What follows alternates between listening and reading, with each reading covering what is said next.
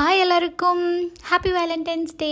So எனக்கு கல்யாணம் ஆகி இதுதான் ஃபர்ஸ்ட் வேலண்டைன்ஸ் டே. இதை கொஞ்சம் ஸ்பெஷலாக நான் செலிப்ரேட் பண்ணணும்னு நினச்சனால வீட்லேயே ஹேண்ட்மேடாக எல்லாமே பண்ணணும் அப்படின்னு நினச்சேன். கேக்லேருந்து டெக்கர்லேருந்து ஏன் கொடுக்க போகிற கிஃப்ட் வரைக்கும்.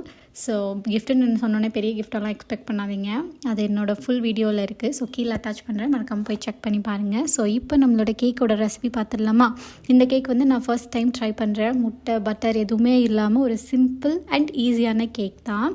ஸோ 1 கப் ஆஃப் மில்க் கூட 1 டேபிள் ஸ்பூன் வினிகர் ஆட் பண்ணி நல்லா மிக்ஸ் பண்ணிக்கலாம். அதுக்கப்புறம் 1 கப் ஆஃப் சுகர் ஆட் பண்ணணும். அதையும் ஆட் பண்ணி நல்லா மிக்ஸ் பண்ணதுக்கப்புறம் வெனிலா எசன்ஸ் ஆட் பண்ணணும். அப்புறம் ஆயில் 1/2 கப் ஆட் பண்ணணும். இதெல்லாம் ஆட் பண்ணி நல்லா மிக்ஸ் பண்ணதுக்கப்புறம் ஃப்ளார் எடுத்துக்கோங்க. என்ன ஃப்ளாராக வேணால் இருக்கலாம், வீட் ஃப்ளார் ஆர் மைதா எது வேணால் இருக்கலாம். நான் மைதா எடுத்திருக்கேன்.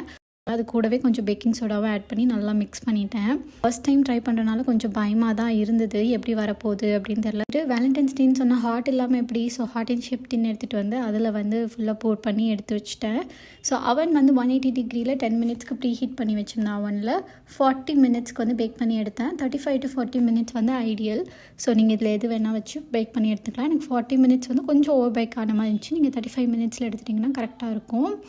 ஸோ கேக் நான் நினச்சதை விட சூப்பராக வந்துருந்துச்சு. ரொம்ப சாஃப்டாக ரொம்ப சிம்பிளாக வந்துருந்துச்சு. டேஸ்ட் வைஸும் சூப்பராக இருந்துச்சு.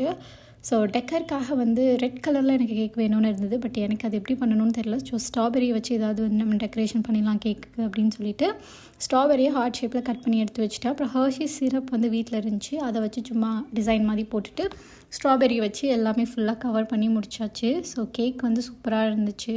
ஸோ நான் சேம் வே டெக்கர் நியூஸ் பேப்பரை வச்சு இப்போ ட்ரெண்டிங்கில் இருக்கிற ஒரு டெக்கர் தான் பண்ணியிருந்தேன். அதோட ஃபுல் வீடியோ கீழே அட்டாச் பண்ணிக்க, மறக்காமல் செக் பண்ணி பாருங்கள்.